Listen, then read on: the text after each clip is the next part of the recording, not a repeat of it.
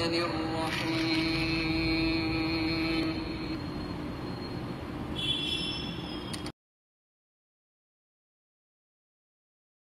الحمد لله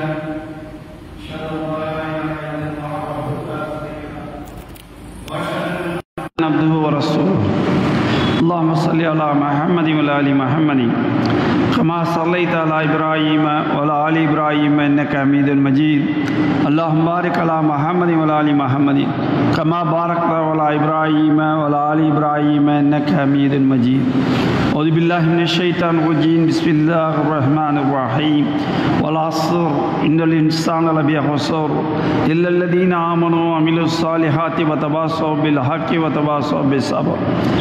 ஏகனாகிய அல்லாஹுவை போற்றி புகழ்ந்தவனாக அவனால் எடுத்தறியப்பட்ட சைத்தான்களிலிருந்து பாதுகாவல் தேடியவனாக அந்த ஏகனுடைய நல்லூரில் நமது முஸ்தபா ரசூலை கரீம் ஸல்லல்லாஹு அலைஹி வஸல்லம் அவர்கள் மீதும் அவர்கள் விட்டு சென்ற இஸ்லாத்தை தன் உயிர் உறுதி காத்த சத்திய சகாபாக்கள் தாபீன்கள் தபௌ தாபீன்கள் நல்லதை எடுத்துச் சொன்ன இமாம்கள் மீதும் குறிப்பாக இங்கே கூடி அமர்ந்திருக்கின்ற நம் அனைவர் மீதும் உண்டாவதாக. அன்பிற்கினிய சகோதர சகோதரிகளே, அஸ்ஸலாமு அலைக்கும் வரஹ்மத்துல்லாஹி வபரகாத்துஹு.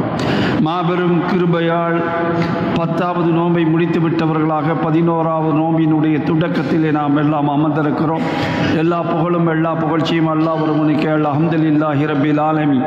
நாம் தொடர்ந்து பார்த்து வருகின்ற பாலஸ்தீன வரலாறு முழுக்க இன்றைக்கு நடந்து கொண்டிருக்கின்ற பிரச்சனைகளை எல்லாம் மூலக்கூறுகளை ஆய்வு செய்து கொண்டிருக்கிறோம். முடிந்த அளவுக்கு பார்த்து கொண்டிருக்கிறோம்.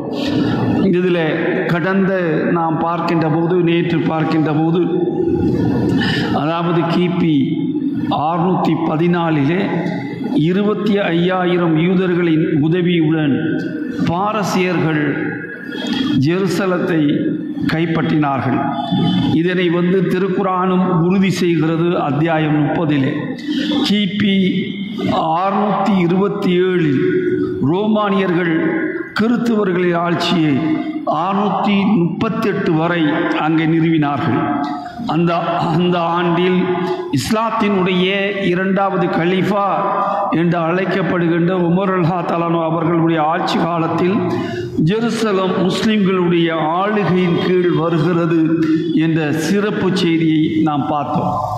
இதில் இப்ராஹீமை பொறுத்த மாத்திரத்திலே அல்லாஹ் தஆலா இப்ராஹிம் நபி அவர்களை பொறுத்த மாத்திரத்திலே யூதராகவோ கிறிஸ்துவராகவோ அவர் இருந்ததில்லை. மாறாக அவர் ஒருமனப்பட்ட முஸ்லீமாக இருந்திருக்கிறார். அதாவது இப்ராஹிம் நபியை எல்லாரும் நம்பிக்கை இழுப்பாங்க. யாரை பேசினாலும் யார் சொன்னாலும் இப்ராஹிம் நபியை தொட்டுக்கிற ஊர்வா மாதிரி எழுப்பாங்க. இப்ராஹிம் இருக்கிறார் இல்லையா, ஆபிரகாம் இருக்கிறார் இல்லையா, அவர் யூதர்கள் எங்களுக்குத்தான் சொந்தமா யூதன். கிறிஸ்தவர்கள் சொல்வார்கள் அவர்கள் எங்களுக்குத்தான் சொந்தம் என்பார்கள். ஆனால் அல்லாஹ் தஆலா இங்கே சொல்கிறான், அவர் ஒருமுகப்பட்ட முஸ்லீம். அவர் முஸ்லீமாக இன்றி வேறு எதாகவும் அவர் இருந்ததில்லை, வாழ்ந்ததும் இல்லை. அவர் முழுமையாக ஒரு முஸ்லீமாக வாழ்ந்தார் என்பதை அல்லாஹ் தஆலா இங்கே கோடிட்டு காட்டுகிறான். அதே போல இதில் இன்னொரு இடத்துல அல்லாஹ் தஆலா சொல்கின்ற போது இறைவனுக்கு இணை கற்பிப்பவராக அவர் ஒரு காலமும் இருந்ததில்லை. குர்ஆனில் பார்த்தீங்கன்னா 3வது அத்தியாயத்தில் 67வது வசனம் இதை மிக தெளிவாக சொல்லி காமிக்கிறார். அவர் ஒரு காலகட்டத்தில் கூட இணை வைப்பாளராக இருந்தது இல்லை என்பதை சொல்லி காமிக்கிறார். நான் ஏற்கனவே சொல்கின்ற போது சொன்னேன், ஹஜ்ஜுக்கு அழைக்கின்ற அந்த மாபெரும் பணியை அவர்கள் எங்கு இருந்து செய்தார்கள் என்பதுதான் முக்கியம். எல்லாருமே என்ன நினைத்தாங்க, அவர் பாலஸ்தீனத்திலிருந்து செய்வார், பாலஸ்தீனம் தான் அவருக்கு புனித பூமி, அதனால் பாலஸ்தீனத்தை கட்டி காமித்தவர் அவர், அதனால் அங்கிருந்து தான் அவர் செய்வார்னு நினைப்பாங்க. ஆனால் இப்ராஹிம் நபி செய்த இடம் என்பது எங்குமாக இருந்தது? காபத்துல்லா. முதல் அல்லாஹ்வுக்காக கட்டப்பட்ட முதல் ஆலயம். முதல் ஆலயத்தை அல்லாஹ்வுடைய இன்னும் தெளிவாக சொல்ல வேண்டும் என்றால் ஆதிபிதா ஆதம் அலைஹிஸ்ஸலாம் அவர்கள் கட்டி முடித்த பின்பு அது 2 கடல்கோளுக்கு ஆளானது. ஒன்று முற்றிலுமாக அழிக்கப்பட்டது, அது நூஹ் நபியினுடைய காலத்திலே.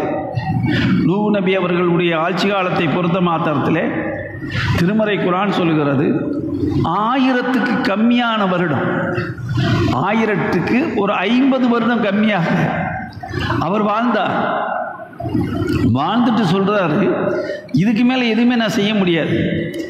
இவனுங்க என்னத்தை சொன்னாலும் கேட்க மாட்டேங்கிறாங்க, ஒன்றுக்குமே உருப்படி இல்லை இவனுங்க. அல்லாஹ் நீ பார்த்துக்கிறா அப்படின்னு அல்லாஹ்ட்ட ஒப்படைக்கிறார். ஒப்படைக்கிறப்ப தான் அல்லாஹ் சொல்கிறான், நீங்கள் ஒரு கப்பலை கட்டுங்க. ஆனால் அந்த ஊரில் மிகப்பெரிய அளவில் நீர் தடாகமோ ஆறோ அல்லது குளமோ அல்லது கடலோ எதுவுமே கிடையாது, ஒரு பொட்டல் காடு. அங்கே அல்லாஹ் தஆலா என்ன சொல்கிறான், கப்பலை கட்டுங்கிறான்.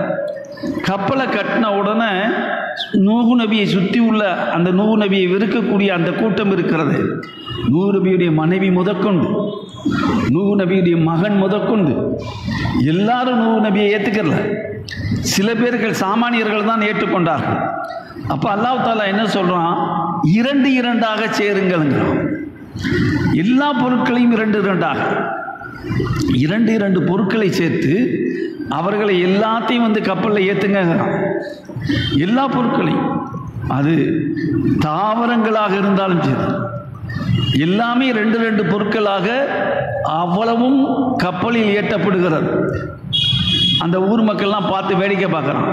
என்னடா ஆச்சு, நல்லா தானே இருந்தார் இவர், நல்லா தானே இருந்தார் நூஹுக்கு ஏதோ ஆயிடுச்சுட்டா. நம்மளுக்கு சொல்லுவான்ல, ரொம்ப ஏகத்துவம் பேசணும்னா நம்மளை பார்த்து பேசுவான். நல்லா தான் இருந்தான் நேற்று வரையிலும், நல்ல வீட்டு புள்ள தான். திடீர்னு இவனுக்கு ஒரு கிறுக்கு பிடிச்சிச்சு பாருங்க. திடீர்னு பார்த்தா கையை ஆட்டுறான், திடீர்னு பார்த்தா கையை தூக்கி மேலே கட்டுறான், திடீர்னு பார்த்தா ஆமீன் அப்படின்னு சத்தம் விட்டு சொல்கிறான் அப்படின்னு சொல்லி ஏகத்துவவாதிகளை கிண்டல் சொல்கிறதே கிடையாது. சொன்னாத்தானே கிண்டல் பண்ண, கேலி பண்ண, ஏதாவது பண்ண. நம்ம உண்டு, நம்ம மார்க்கம் உண்டுங்கிற லெவலுக்கு கூட நம்ம இல்லை. இன்னும் சொல்ல போனால் அவனுங்க விட மோசமாக நம்ம போயிடுமோங்கிற அளவுக்கு போயிட்டுருக்குறோம். ஏகத்துவங்கிறது அல்லாஹ் தான் பாதுகாக்கணும். ஆனால் இங்கே நடக்கின்ற நடப்புகளை பார்த்தீங்கன்னா எல்லாத்தையும் ஏற்றுனதுக்கு அப்புறம் அல்லாஹ் சொல்கிறான், திருமறை குர்ஆனுடைய வசனம் அப்படியே வருகிறது, பூமியிலிருந்து ஊற்று புறப்படுகிறது, பூமியை உடைத்து கொண்டு ஊற்று புறப்படுகிறது, வானம் பிளந்து கொண்டு ஊற்றுகிறது, வானம் பிளந்து கொண்டு ஊற்றுகிறது. இப்போ கூட சமயத்தில் பார்த்தீங்க, இப்போ மழை ரொம்ப ஓவராக பெஞ்சப்போ, வெள்ளம் வந்தப்போ வானம் பிளந்து விட்டதுன்னு, பிளந்து விட்டது, பெய்யலை, பிளந்துருச்சு, அப்படியே பொழந்துக்கிட்டு அப்படியே ஊற்றுச்சு. அந்த மாதிரி ஊற்றுச்சிங்கிறான். அந்த மாதிரி ஊற்றியது. அப்போது கப்பல் மிதக்க ஆரம்பித்தது. மக்கள் எல்லாம் தத்தளிக்கிறான், எல்லா பயிலும் தத்தளிக்கிறான். அந்த நேரத்தில் கூட நூஹ் நபி மகன் கடலில் தத்தளிக்கிறான். பார்க்குறாரு, எடே ஏறிக்கடா, ஆயிருந்தான் பாசம் தானே, தான் பிறந்த பிள்ளை இல்லை, தனக்கு பிறந்த பிள்ளை இல்லை, அதில் ஆம்பளை பிள்ளை இல்லை, நான் பேசம் தானே, ஏறிக்கடாங்கிறார். முடியுமாங்கிறான். அந்த ஒரு மலை தெரியுது பார், அந்த மலையில் போய் நான் ஏறிக்குவேன், நான் தச்சுக்குவேன். 2 பேருக்கு இடையிலே ஒரு அலை குறுக்கிட்டதுங்கிறான். அல்லாஹ் அழகா சொல்கிறான், ஒரு அலை குறுக்கிட்டது. அதுக்கப்புறம் அவன் காணும், இன்னால் இல்லை, முடிஞ்சு போச்சு அவங்க கதை. இதற்காக அவர்கள் பாவ மன்னிப்பு தேடினார்கள்னு பின்னாடி நம்ம பார்க்குறோம். ஏண்டா எனக்கு போய் நம்ம கேட்டோம் அப்படிங்கிறத பாவ மன்னிப்பு கேட்குற அளவுக்கு தள்ளப்பட்டார்கள் நூஹ் நபி அவர்கள். எதற்கு நான் இதை இங்கே சுட்டி காமிக்கிறேன் என்றால், எப்போதெல்லாம் ஏகத்துவம் மறுக்கப்படுகிறதோ, எப்போதெல்லாம் ஏகத்துவம் புறந்தள்ளப்படுகிறதோ அப்போதெல்லாம் சோதனை வந்திருக்கிறது. அதே போல அந்த கௌபத்துல்லா ஆதம் அலைஹிஸ்ஸலாம் அவர்கள் கட்டி முடித்த பின்பு நூஹ் நபியினுடைய காலத்திலே முற்றிலுமாக அழிக்கப்பட்டது. முற்றிலுமாக அழிக்கப்பட்டுச்சு. அதுக்கப்புறம் கிடையாது. இந்த கட்டத்தில் தான் அல்லாஹ் தஆலா யாரை வைத்து அதை மீண்டும் எழுப்புகிறான்? இப்ராஹிம் நபி அவர்களை வைத்து எழுப்புகிறான். இப்ராஹிம் நபி அவர்களை, இஸ்மாயில் நபி அவர்களை வைத்து எழுப்புகிறான். இவர்களுடைய வரலாற்றை நான் முன்னாடியே சொன்னேன். அல்லாஹ் தஆலா அந்த குடும்பத்துக்கு கொடுத்த மிகப்பெரிய கிஃப்ட். அவங்க இல்லையா அந்த 2 மலைகளுக்கும் இடையிலே ஓடிய தொங்கோட்டங்கள், அந்த மலைகளுக்கு இடையில ஓடினாங்களே, பிள்ளைக்கு தண்ணி கிடைக்காதா என்று ஓடினாங்களே, சபாவுக்கும் மர்வாவுக்கு இடையில ஓடினாங்களே, ஓடுகின்ற போது அந்த பிள்ளையினுடைய காலடி ஊட்டிலிருந்து புறப்பட்டதே அந்த ஜம்ஜம் என்று, அந்த ஜம்ஜம் என்ற வார்த்தையை சொல்லவில்லை என்றால் அந்த தண்ணி நின்று இருக்காது என்று சொல்கிறார். ஆறாக மலையாக ஓடிக்கொண்டே இருந்திருக்கும். அந்த ஜம்ஜம், ஜம்ஜம்னா நில்லு நில்லு என்று அர்த்தம் என்று நாம் பார்க்கிறோமே. இது எல்லாமே ஒரு குடும்பத்துக்கான ஒரு சிறப்பை கொண்டு வந்து அல்லாஹ் தஆலா வைக்கிறான். இதுலேயும் பாருங்க, யூதனும் கிறிஸ்தவர்களும் எதை ஒத்துக்கொள்ளவில்லை? இப்ராஹிம் நபி அவர் எங்களுக்கு சொந்தம், அவர் எப்படி அங்கே போனாங்க? அதனால கௌபத்துல்லாவை ஏற்றுக்கொள்ளவில்லை. அவர்கள் கௌபத்துல்லாவை புண்ணிய ஸ்தலமாக ஏற்றுக்கொள்ளவில்லை. முகமது நபியை ஏற்றுக்கொள்ளாத காரணத்தினால் மொய்தே நபவியை ஏற்றுக்கொள்ளவில்லை. அவர்கள் 2 ஏற்றுக்கிற மாட்டாங்க. யூதர்களும் கிறிஸ்தவர்களும் இன்றைக்கும் இந்த 2 புண்ணிய பூமியை ஏற்றுக்கொள்ள மாட்டார்கள். கௌபத்துல்லாவை ஏற்றுக்கொள்ள மாட்டார்கள், மொய்தே நபவியை ஏற்றுக்கொள்ள மாட்டார்கள். 2ம் அவர்களை பொறுத்த மாத்திரத்திலே வேறுபட்ட பூமிகளாகத்தான் இருந்தது, இருக்கின்றது, இருக்கும். ஏன் இப்ராஹிம் நபியினுடைய, அதாவது இஸ்மாயில் நபியை அவர்கள் இப்ராஹிம் நபியினுடைய மகனே அங்கீகரிக்கல, வேலைக்காரியினுடைய மகன், வேலைக்காரியுடைய மகன் அப்படித்தான் ஏற்றான். இஸ்ஹாக்கை ஏற்றுக்கொண்டார்கள், இஸ்ஹாக்கினுடைய வழித்தோன்றல்களை ஏற்றுக்கொண்டார்கள். ஜீசஸ் வரையிலும், ஈசா நபி அவர்கள் வரையிலும் வழித்தோன்றல்களை ஏற்றுக்கொண்டார்கள். ஆனால் இங்கே இருவர்களை விட்டுவிட்டார்கள். ஒன்று இஸ்மாயில் நபி அவர்கள், மற்றொன்று முஹம்மது நபி ஸல்லல்லாஹு அலைஹி வஸல்லம் அவர்கள். எதற்காக இதெல்லாம் சொல்றேன்னா, இது எல்லாம் ஒன்று சேர்ந்ததுதான் பாலஸ்தீனம். பாலஸ்தீனத்தினுடைய வரலாற்றில் இருவேறு கூறுகளாக பிரிபடாது, ஒட்டுமொத்தமாக உள்வாங்கியதுதான் அத்தனையும். இவ்வளவும் பேசணும் இல்லையா? இப்போ நமக்கு என்ன தோணணும்? நம்மளை ஏற்றுக்கல இல்லை, இவனுக்கு கௌபத்துல்லாவை ஏற்றுக்கல இல்லை, மொய்தே நபவியை ஏற்றுக்கல இல்லை, நம்ம எதுக்குடா ஜெருசலத்தை ஏற்றுக்கணும்னு அந்த நினைப்பு நமக்கு வரல. ஏன் வரல? அது நபிமார்கள் வாழ்ந்த பூமி, நபிமார்கள் அங்கீகரிக்கப்பட்ட பூமி, நபிமார்கள் வாழ்ந்தது மாத்திரமல்ல, கொல்லப்பட்ட பூமி. நபிமார்களை வாழ விடலை, அவனுங்க கொலை பண்ணினார்கள், கொலைகாரர்கள் இத்தனையும் செய்தார்கள், யூதர்கள் செய்த அத்தனையும் இருக்கிறது. இது எல்லாத்தையும் அல்லாஹ் தஆலா இங்கே சொல்லி காட்டுகிறான். நபிமார்களுடைய வாழ்வுடன் தொடர்புடைய பாலஸ்தீனம் தூய பூமி என்று அல்லாஹ் தஆலா சொல்லி காமிக்கிறான். 5வது அத்தியாயத்தில் 21வது வசனம் அல்லாஹ் சொல்றான். நம்ம எங்க அப்படி விட்டுட்டு போயிடுவோம் அப்படின்ட்டு அல்லாஹ் சொல்றான். பாலஸ்தீனம் தூய பூமி, அது தூய பூமி அப்படின்னு 5வது அத்தியாயத்தில் 21வது வசனத்தில் சொல்லி காட்டுகிறான்.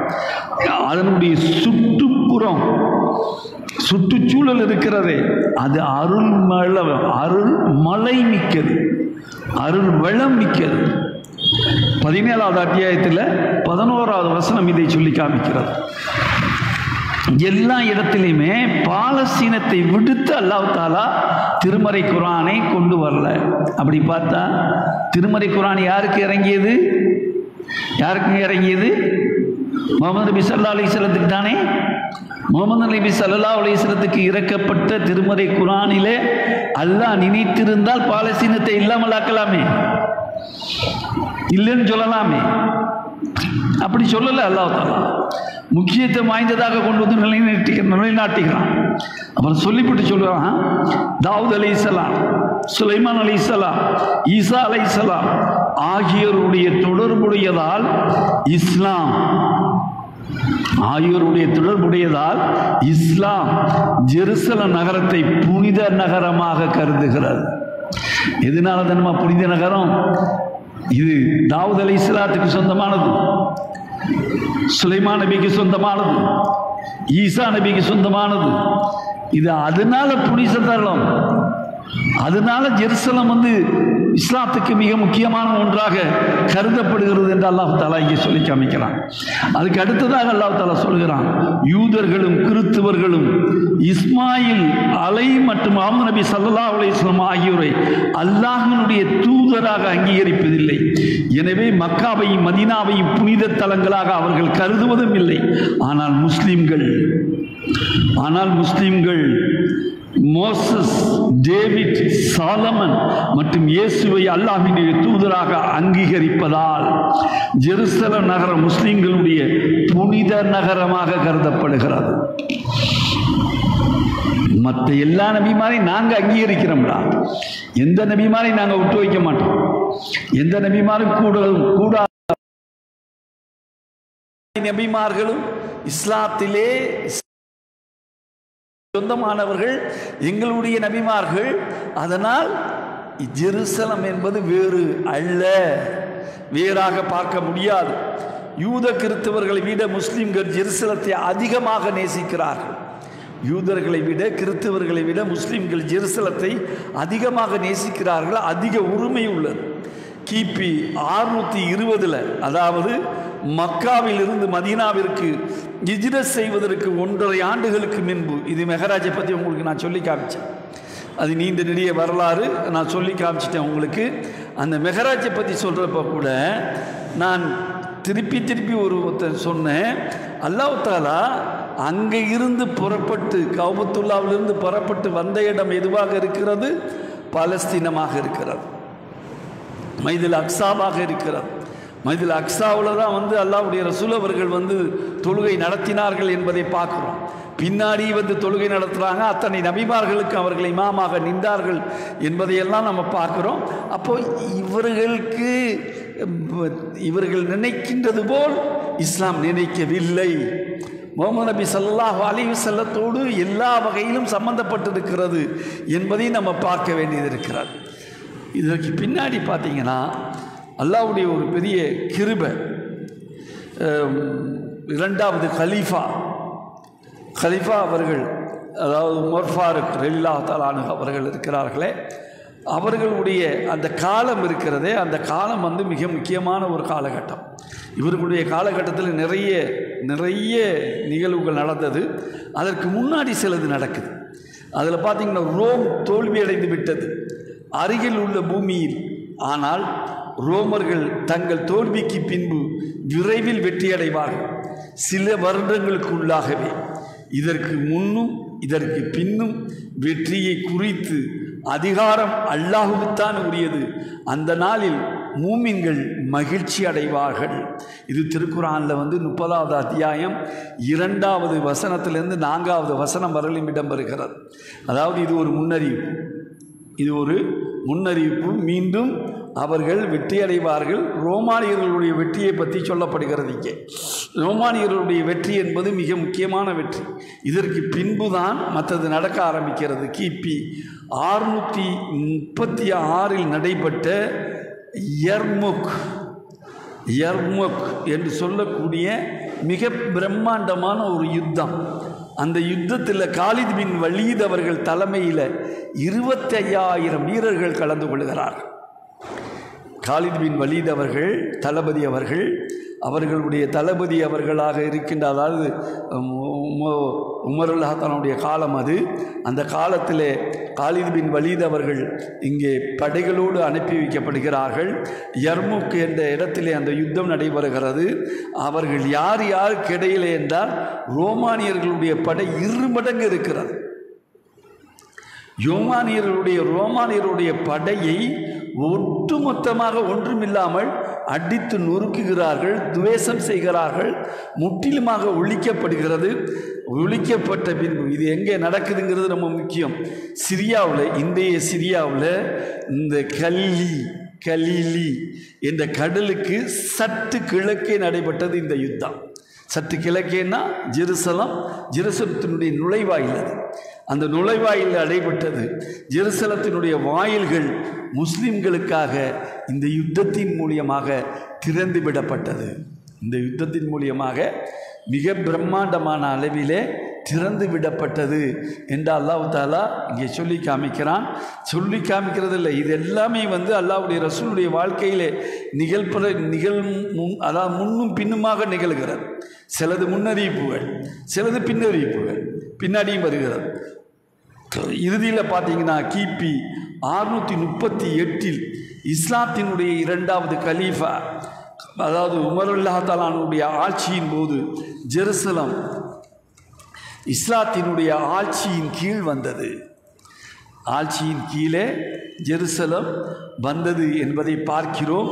முஸ்லிம்களுடைய தளபதியாக இருந்த அபு உபைதா ரலியல்லாஹு அன்ஹு அவர்கள் அந்த படை நிகழ்த்தக்கூடிய முக்கியமான தளபதி. அந்த தளபதி வந்து உமர் ரலியல்லாஹு தஆலா இந்த வெற்றி கொள்கிறப்போ உமர் ரலியல்லாஹு தஆலா நேராக வரல. அவங்க மதீனாவில் தான் இருக்கிறாங்க. இந்த தளபதியிடம் ஒரு செய்தியை சொல்கிறார். ஃபாதர் வந்து என்ன செய்தி சொல்கிறார்? ஜெருசலத்தினுடைய நகரினுடைய கிறித்துவ தலைவர், நான் முஸ்லிம்களுடன் இந்த சாவியை ஒப்படைக்க வேண்டுமென்றால், ஜெருசலத்தினுடைய சாவியை நான் ஒப்படைக்க வேண்டுமென்றால் நீங்கள் என்ன செய்ய வேண்டும் தெரியுமா? உங்களுடைய கலீஃபா அந்த சாவியை வந்து பெற்றுக்கொள்ள வேண்டும். நீங்கள் வாங்கிக்கிறீங்க, தர்றேன், ஆனால் உங்கள்கிட்ட இல்லை, உங்கள் கலீஃபாட்ட தான் தருவேன் அப்படிங்கிற நிபந்தனையை வந்து யூரோனியூஸ் அப்படின்னு சொல்லக்கூடிய ஃபாதர், அந்த ஃபாதர் தான் வந்து இதை வந்து ஒரு உடன்படிக்கையாகவே போடுகிறார். அவர் ஒரு நிபந்தனையாகவே ஏற்படுத்துகிறார். இந்த நிபந்தனை உமர் ரலியல்லாஹு தஆலாவுக்கு எத்தி வைக்கப்படுகிறது. உமர் ரலியல்லாஹு தஆலா கிட்ட இந்த செய்தி போய் கிடைக்கிறது. கிடைத்த உடனே உமர் ரலியல்லாஹு தஆலா என்ன சொல்கிறாங்க? அப்படியா, அவர் வர சொல்கிறாரா? சரி, நான் வந்து ஏற்றுக்கொள்கிறேன் அப்படின்னு சொல்லிட்டு அங்கேருந்து அவங்க கிளம்ப ஆரம்பிக்கிறப்போ அவர்கள் ஒரு குதிரையில் அல்லது ஒட்டகத்தில் ஏறி வர்றாங்க. அவருடைய வழிகாப்பன் அதாவது மெய்க்காவலாளி கீழே இறங்கி நடத்தி கொண்டு வர்றாரு. ஒரு கட்டத்தில் வந்து அவர் மேலே ஏறுறாரு, இவங்க நடத்திக்கிட்டு வராங்க. கடைசியில் வர்றப்போ பார்த்தா, ஜெருசலத்துக்கு வர்றப்போ பார்த்தா உமர் ரலியல்லாஹு தஆலா கீழே இருக்கிறாரு, அவர் மேலே இருக்கிறாரு. அப்படிங்கிற வரலாற்றில் சில நிகழ்வுகளை பார்ப்போம். அது வேறு. ஆனால் அவங்கள பற்றி உள்ள உமர் ரலியல்லாஹு தஆலா பற்றி உள்ள சிறப்பான செய்திகளும் உண்டாக காணப்படும். அப்புறம் அவங்க உமர் ரலியல்லாஹு தஆலா அங்கே வந்துடுறாங்க. எங்கே வர்றாங்க? இங்கே வந்து சேர்ந்துடுறாங்க, ஜெருசலத்துக்கு வந்துடுறாங்க. வந்ததுக்கு அப்புறம் ஒரு ஒப்பந்தம் போடுறாங்க, ஒரு ஒப்பந்தம் எழுதுகிறாங்க.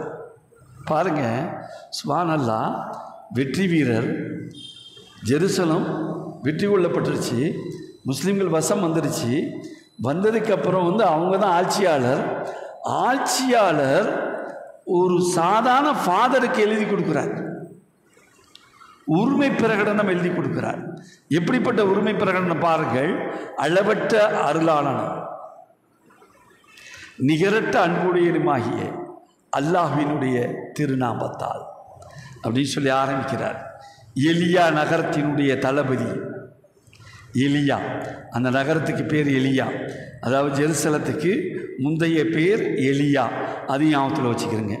எலியாங்கிறது ஏதோ வேற ஒரு பேருன்னு நினச்சிடாதீங்க. எலியா என்று ரோமானியர்களால் அதிகம் அழைக்கப்பட்டது. ஜெருசலத்தை தான் ரோமானியர்கள் எலியா என்று அழைத்தார்கள். கிறித்துவர்களும் எலியா என்று தான் அழைப்பார்கள். ஏன்னா அவங்களுடைய ஆளுகைக்கு உட்பட்டிருந்தது. அந்த எலியா அப்படியே எழுதுகிறார். எலியாவினுடைய நகரத்தினுடைய தளபதி, இறைவனுடைய சேவகனும் ஆகிய உமர் அளிக்கும் வாக்குறுதி.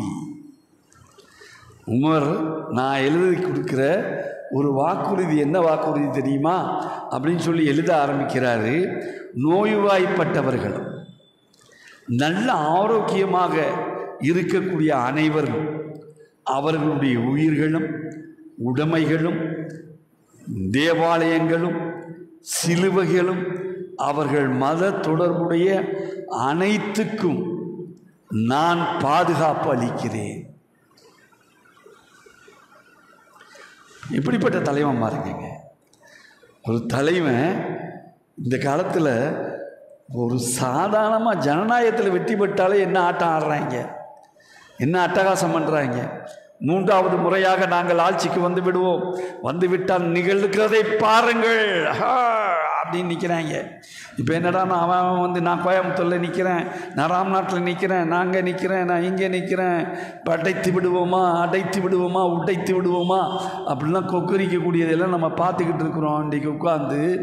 ஆனால் ஒரு பெரிய வல்லரசு, இஸ்லாமிய வல்லரசனுடைய அந்த கலீஃபா ஒரு வாக்குறுதியை கொடுத்துட்டு நிற்கிறாரு. அத்தனையும் நான் உங்களுக்கு பொறுப்பு, உடைமையிலிருந்து, உங்களுடைய வழிபாட்டு உரிமையிலிருந்து, சிலுவையிலிருந்து, சிலுவையை கூட விடாம சொல்றார், தேவாலயங்களிலிருந்து அத்தனைக்கு நான் பொறுப்பு அப்படின்னு சொல்லி காமிக்கிறார்கள். அவர்களது இன்னொரு வார்த்தையும் சேர்த்து சொல்றாங்க பாருங்க, அவர்களது சர்ச்சுகள், நீங்கள் உங்களுடைய சர்ச்சுகள் இருக்குதே, எந்த காலகட்டத்திலும் முஸ்லிம்களுடைய வீடுகளாக மாற்றப்படாது. முஸ்லிம்களுடைய வீடுகளாக நாங்கள் மாற்ற மாட்டோம், எந்த காலகட்டத்திலையும் நாங்கள் மாற்ற மாட்டோம். அது உங்களுடைய வீடுகளாக, உங்களுடைய சர்ச்சுகளாகவே இருக்கும். அவர்களுடைய மத நம்பிக்கை விஷயத்திலே எந்த விதமான முட்டுக்கட்டையும் நான் இடமாட்டேன். உங்களுடைய மத விஷயத்தில் எந்த விதமான முட்டுக்கட்டையும் நான் இடமாட்டேன். அவர்களின் ஒருவரு கூட எந்த துன்பம் இழைக்கப்பட மாட்டார். அப்படி இழைக்கப்பட்டால் அதற்கு முழு பொறுப்புதாரி நானாக இருக்கிறேன். கலீஃபா பொறுப்பேற்றுக் கொள்கிறார். எல்லாத்துக்கும் நான் பொறுப்புடா, யாருமே அநியாயம் செய்துவிடக்கூடாது, அக்கிரமம் செய்துவிடக்கூடாது, உங்களுக்கு கீழே எதுவும் நடந்துவிடக்கூடாது என்று முழுசாக சொல்லப்படுகிறது. சொன்னதுக்கப்புறம் வாளின் முனையில் இஸ்லாம் பரப்பப்பட்டதுன்னு சொல்லப்படுது இல்லையா? நம்ம இன்றைக்கி அதான பார்க்குறோம். அந்த காலத்துலலாம் வந்து ராமகோபால ஐயரே சொல்வார், இஸ்லாம் வாளால் பரப்பப்பட்டது, வாளால் பரப்பப்பட்டது அப்படிம்பார். ஒரு கையில் வாளை வைத்து கொண்டார்கள், இன்னொரு கையில் குரானை வைத்து கொண்டார்கள். நீ குரானை ஏற்றுக்கொள்கிறாயா, இல்லை என்றால் தலையை சீவட்டுமா என்றார்கள். எப்படா செய்ய முடியும்? இன்றைக்கு இஸ்லாத்தை ஓடோடி வருகிறார்கள். எத்தனை ஆயிரம் பேர் ஓடோடி வருகிறார்கள். எங்கே யார் கையில் வாள் இருக்குது, யார் கையில் குரான் இருக்குது? குரான் வேண்டுமென்றால் இருக்கிறது. குரான் கொண்டு போய் சேர்ப்பிக்கப்பட வேண்டும். நானும் நீங்களும் கொண்டு போய் குரானை கொண்டு போய் கொடுக்கணும். இது அல்லாஹ்வுடைய கலாம், இது அல்லாஹ்வுடைய செய்தி. இந்த செய்தியை கொண்டு வந்து உங்களுக்கு தர வேண்டியது என்னுடைய கடமை என்பதை நீங்களும் நானும் கொண்டு போய் கொடுத்தாகணும். அது வேற. ஆனால் நான் என்ன கேட்குறேன், இன்றைக்கி யாராவது வாழை வச்சுட்டு பரப்புகிறாங்களா? கோடான கோடி மக்கள் இஸ்லாத்தை நோக்கி ஓடோடி வருகிறார்கள். எப்படி ஓடோடி வருகிறார்கள்? ஆனால் அல்லாஹ் எப்படி பாருங்க, கலீஃபா உமர் அவர்களை கொண்டு வந்து முன்னிறுத்தி எப்படி அழகான ஒரு கட்டமைப்பை கொண்டு வந்து காமிக்கிறான் பாருங்க. அல்லாஹ் தஆலா சுப்ஹானல்லாஹ் அலைக்கும். அதாவது கலீஃபாவுடைய உமர் அல்லாஹ் தஆலாவுடைய ஆட்சி காலம் என்பது சாதாரண ஒரு விஷயம் அல்ல. காந்தியடிகளிடம் கேட்கப்படுகிறது அல்லவா, சுதந்திர இந்தியா வெற்றி கொள்ளப்பட்ட, அதாவது இந்தியாவினுடைய விடுதலை கொடுக்குறான். மவுண்ட் பேட்டன் கொடுக்குறப்ப மவுண்ட் பேட்டன் கேட்குற கேள்வி என்ன கேள்வி? இந்த இந்தியாவில் எப்படிப்பட்ட ஆட்சி நடைபெற வேண்டும் என்று நீங்கள் விரும்புகிறீங்க? எப்படிப்பட்ட ஆட்சி இங்கே நடைபெற வேண்டும் என்று நீங்கள் விரும்புகிறீங்க அப்படிங்கிற கேட்குறப்போ காந்தியடிகள் சொன்னார்கள், உமருடைய ஆட்சி. இரண்டாவது கலீஃபா உமர் போன்ற ஒரு ஆட்சியை இங்கே நிலைநாட்ட விரும்புகிறேன் என்று சொன்னதை நம்ம பார்க்குறோம். ஏன் இப்போ கெஜ்ரிவால் சொன்னார். கெஜ்ரிவால் 3வது முறையாக முதலமைச்சர் ஆகிட்டாரா? ஆனால் முதலமைச்சர் ஆகிறப்பே சொன்னார், நான் காந்தியடிகள் சொன்ன அதே வார்த்தையை சொல்கிறேன், உமர் அல்லாஹ் தஆலாவுடைய ஆட்சியை போன்ற ஒரு ஆட்சியை கொண்டு வர வேண்டும் அப்படின்னு சொன்னாங்க. ஆனால் எந்த திராவிட இயக்க தலைவனும் சொல்லலை. அது வேற கதை, அது தனியாக நம்ம பேசணும். அப்போ இந்த மாதிரி சொல்வதற்கு அவர்கள் தயாராக இல்லை. அதுக்கப்புறம் பார்த்திங்கன்னா உமர் அல்லாஹ் தஆலாவும் அப்படியே நடந்து வர்றாங்க. அந்த நகரத்தை எல்லாம் சுற்றி பார்த்துட்டு, இதில் அல்லாஹ்வுடைய ரசூல் அவர்கள் இறங்கிய இடம் எது? வந்து இறங்கினாங்கல்ல, மெஹராஜுக்கு போகிறதுக்காக வந்தாங்கல்ல, அவங்க வந்து அந்த வாகனம் கட்டி போடப்பட்ட இடம் எது, அவங்க நின்று தொழுத இடம் எது, அதை எல்லாத்தையும் கேட்குறாங்க. பார்த்தா குப்பை கூலமாக இருக்குது, குப்பையாக இருக்கிறது. அந்த ஃபாதர் சொல்கிறாரு, நான் எல்லாத்தையும் நான் அப்புறப்படுத்த சொல்கிறேன், நீங்கள் வாங்க, நான் பார்த்துக்கிறேன், அதை நீங்கள் எதுக்கு போய் அங்கே போய் நிற்கிறீங்க, வேணாம், நீங்கள் தள்ளி நில்லுங்க அப்படிங்கிறாரு. அதுதாங்க உமர் ரலியல்லாஹு அன்ஹு தன் கரம் கொண்டு அதை துப்புரப்படுத்தினார். அந்த இடத்தை துப்புரப்படுத்துவது மாத்திரமில்லை, தான் முன்னின்று அங்கே தொழுகை நடத்தினார்கள். அவர்களை தொடர்ந்து வந்த அத்தனை முஸ்லீம்களும் அங்கே மிக பிரம்மாண்டமான தொழுகை அங்கே நடைபெற்றது. யாரை பின்பற்றி? உமர் ரலியல்லாஹு அன்ஹு அவர்களை பின்பற்றி அங்கே பிரம்மாண்டமான அளவிலே தொழுகை நடைபெற்றது. அந்த மஸ்ஜித் அக்ஸா, அதுதான் மஸ்ஜித் அக்ஸா என்று உமர் ரலியல்லாஹு அன்ஹு அதை சொல்கிறாங்க. அது கிறித்துவ ஃபாதருடன் அப்படியே பேசிக்கிட்டே வர்றாங்க. அவரை அப்படியே ஒவ்வொரு இடமா காட்டிக்கிட்டே வர்றார். முக்கியமான இடங்களில் ஒன்று என்னடான்னா, அவர்களுடைய நம்பிக்கை பிரகாரம் கிறித்து உயிர் தெழுந்த இடம், அந்த ஆலயம் இருக்கு இல்லையா, கிறித்து அதாவது ஈசா நபி அவர்கள் உயிர் தெழுந்த இடம் இருக்கிறது. அந்த இடத்துக்கு வர்றாங்க. அந்த இடத்துக்கு வந்த உடனே இதுதான் அந்த இடம்னு காமிக்கிறாங்க. பாருங்கள், அவங்களுடைய நம்பிக்கைக்கு மரியாதை அளிக்கிறான் பாருங்கள். நம்மளுடைய நம்பிக்கை பிரகாரம் உயிர் தெழுந்தது கிடையாது. அல்லாஹ் அவங்கள உயர்த்திக்கிட்டான், அல்லாஹ் ஈசா நபியை உயர்த்தி கொண்டான் என்பது நம்மளுடைய நம்பிக்கை. ஆனால் அவங்க நம்பிக்கைக்கு மரியாதை கொடுக்குறாங்க பாருங்கள். அப்படியா? அந்த இடத்த எல்லாம் அந்த இடத்த ஃபுல்லாக பார்க்குறப்ப தொழுகைக்குரிய நேரம் வந்து விடுகிறது. தொழுகைக்குரிய நேரம் வந்து விடுகிறது. இந்த நேரத்திலே அந்த கலீஃபா என்ன செய்தார், எப்படி நடந்து கொண்டார், எப்படிப்பட்ட நிகழ்வுகள் நடந்தது, இன்ஷா அல்லாஹ் தொடர்ந்து நாளைக்கு பார்ப்போம். இன்றைக்கு உள்ள கேள்வி பதில் கொடுங்க. என்ன எதுக்காக நான் சொல்கிறேன்னா, 30 நிமிடங்களில் நிறுத்திட்டால் தான் அது கொஞ்சம் சுவாரஸ்யமாகவும் சொல்ல வேண்டியது இருக்கிறது, நிறைய விஷயங்களையும் சொல்ல வேண்டியது இருக்கிறது. இந்த இன்ஷா அல்லாஹ் 10 நோம்புகளை முடித்து விட்டோம். 11ஆவது நோம்புடைய துவக்கம் இது. பாலஸ்தீன தூய பூமி என அல் குர்ஆன் எந்த அத்தியாயத்தில் எந்த வசனத்தில் சொல்லி இருக்கிறது அப்படின்னு கேட்டிருக்காரு. நல்ல கேள்வி, அற்புதமான கேள்வி. தமீம் அன்சாரி எப்போதும் போல் டாக்டர் ஒரு சிரிப்பு தீர்த்து எங்களுக்கு புத்தகம் உண்டா அப்படின்னு ஒரு கேள்வி கேட்குறார். இன்ஷா அல்லாஹ் கண்டிப்பாக கிடைக்கும் என்பதை சொல்லிக்கொண்டு, அல்லாஹ்வுடைய ரசூல் அவர்கள் உருவாக்கிய சமுதாயம் எப்படி உருவாகியது, அந்த உருவாக்கிய அந்த சமுதாயத்திலே உமர் கலீஃபா அவர்களுடைய அந்த உருவாக்கம் எப்படி இருந்தது, அதன் அடுத்த நாள் எப்படி அது நடந்து கொண்டார்கள் என்பதை நாம் தொடர்ந்து பார்ப்போம். இன்றைக்கும் சொல்கிறேன், இன்றைக்கும் பார்த்திங்கன்னா, நேற்று இந்த அல் சிஃபா மருத்துவமனையில் மீண்டும் துப்பாக்கி சூடு நடத்தப்பட்டிருக்கிறது.